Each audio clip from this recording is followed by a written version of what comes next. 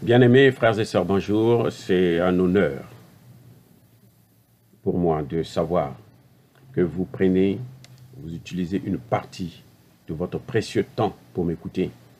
Et je le constate avec toutes ces inscriptions qui s'enchaînent maintenant en masse pour écouter, recevoir mes vidéos en temps réel. Hein, dès que je publie, ils reçoivent ça au même moment que c'est publié parce que les gens s'intéressent de plus en plus à ça, à la spiritualité africaine et à la politique que nos parents ont menée. Et comment nos parents vivaient, comment nos ancêtres, pas nos parents, mais plutôt nos ancêtres vivaient. Alors, aujourd'hui, je vais vous parler d'une chose, la croix kémite et la croix de Jésus. On va essayer d'analyser les deux croix, faire la différence, savoir qu'est-ce que cela symbolise et qu'est-ce que ça apporte comme conséquence dans la société. Alors, je veux vous montrer d'abord la croix kémite, notre croix à nous. La voici. Donc, vous voyez cette partie en haut. Cette croix s'appelle Ankh, c'est-à-dire A-N-K-H. Ça signifie vivre, donc la vie. Donc notre croix là représente la vie. C'est la vie qui est là. Maintenant, on va vous dire pourquoi elle représente la vie.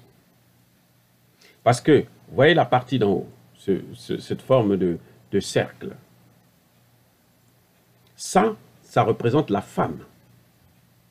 Ça, c'est la femme. Je vous ai déjà dit que la Trinité, pour nos ancêtres, c'était le Père, la Mère et le Fils. Donc, dans la Trinité, il y a les trois. Et c'est ça que nous retrouvons ici. La femme, et là, c'est l'homme, le mari. Et puis, ici, vous avez donc la vie. Au milieu, il y a la vie. Donc, la vie apparaît dans la rencontre entre l'homme et la femme. C'est là qu'il donne l'enfant. Ça, en quelque sorte, c'est l'enfant. Et c'est pour ça que nous croyons, en tant que kémites, à la vie éternelle.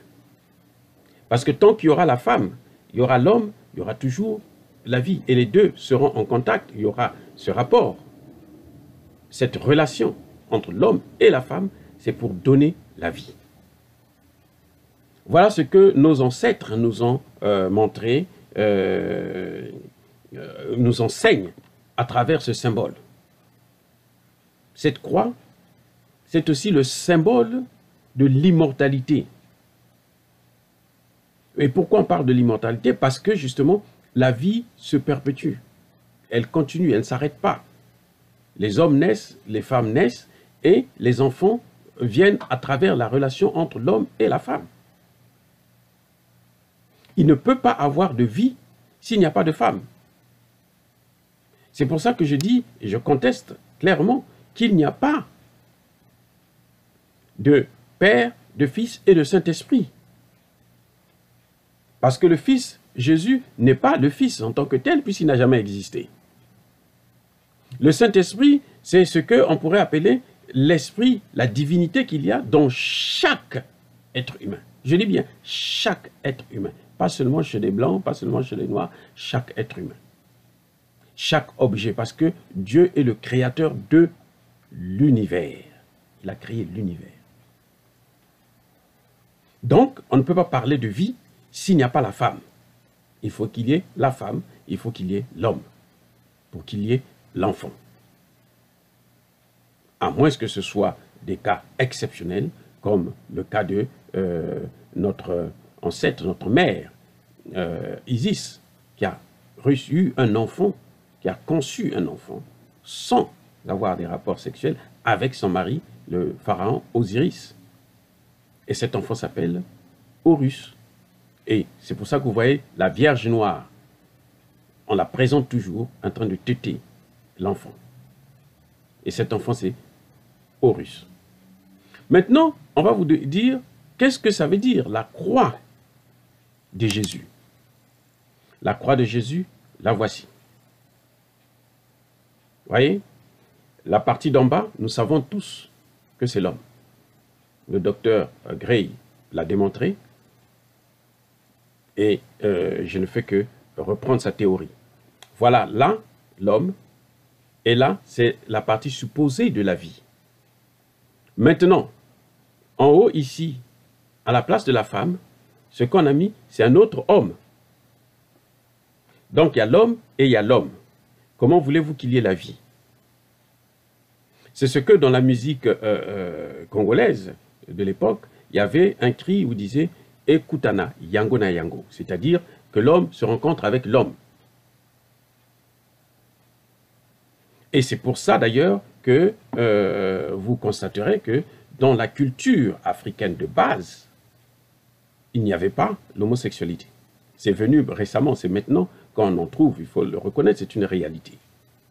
Nous ne condamnons pas ces gens-là. Nous n'avons pas besoin de les condamner, ce n'est pas notre rôle. Mais nous expliquons l'origine, la culture que nous avons reçue, nous, de nos ancêtres. Et la culture que les autres ont reçue de leurs ancêtres. Il y a une grande différence, et la différence, la voici.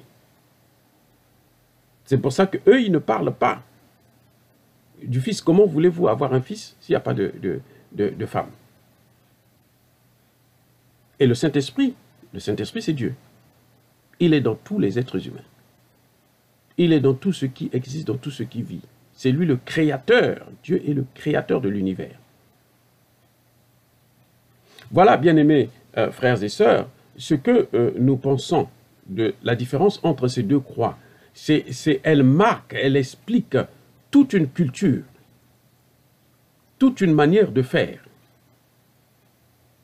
Notre culture à nous, c'est la place que nous donnons à la femme. Et l'autre culture, la femme n'existe pas. La femme est vraiment, c'est l'esclave de l'homme. Elle n'existe pas, la femme. Donc, même la femme blanche n'existe pas. Et vous le lisez, vous allez le lire dans la Bible. On dit que la femme se taise dans l'église. Si elle veut parler, qu'elle s'adresse à son mari. Donc, elle est incapable, elle est mineure. Elle ne peut pas prendre des responsabilités. Et c'est pour ça que dans ces sociétés, vous verrez que les femmes ont du mal à occuper des grands postes. Quand elles occupent des grands postes, les gens se posent des questions, mais comment elle a fait? Parce que c'est dans leur culture, ils sont nés avec. Alors que dans notre culture, déjà à l'époque, il y avait de grandes reines. Hatshepsut, la pharaon Hatshepsut, c'était une reine déjà. À l'époque, déjà, il y a plusieurs milliers d'années, avant même que tout ce qui est le montage d'Abraham à Jésus puisse se faire. Donc la femme avait déjà sa place dans la société. Alors que dans leur société, la femme n'a jamais eu aucune place. La femme n'existe pas. Et c'est d'ailleurs parce qu'ils ont vu le rôle que jouait la femme dans nos sociétés quand l'Empire romain a attaqué le royaume de Nubie. Et c'est une femme qui était pharaon. Elle a défendu le royaume. Et depuis, l'Empire romain a commencé à chuter. Donc ils se sont dit, il faut détruire la femme, il faut diminuer la femme, il faut neutraliser la femme, en général. Ce n'est pas contre la femme blanche d'abord, c'est d'abord contre la femme en général.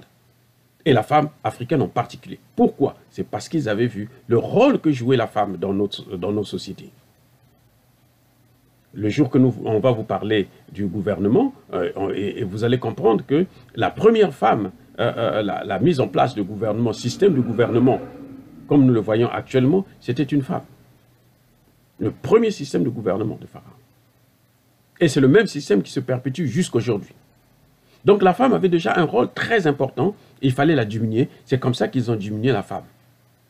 C'est à travers ça, parce que dans notre culture c'était ça. Et ils ont apporté une autre culture où la femme est effacée. Alors, bien-aimés frères et sœurs, c'est en ces termes que je veux vous quitter ce matin, et je vous souhaite une bonne journée. Que le Dieu Amen vous garde.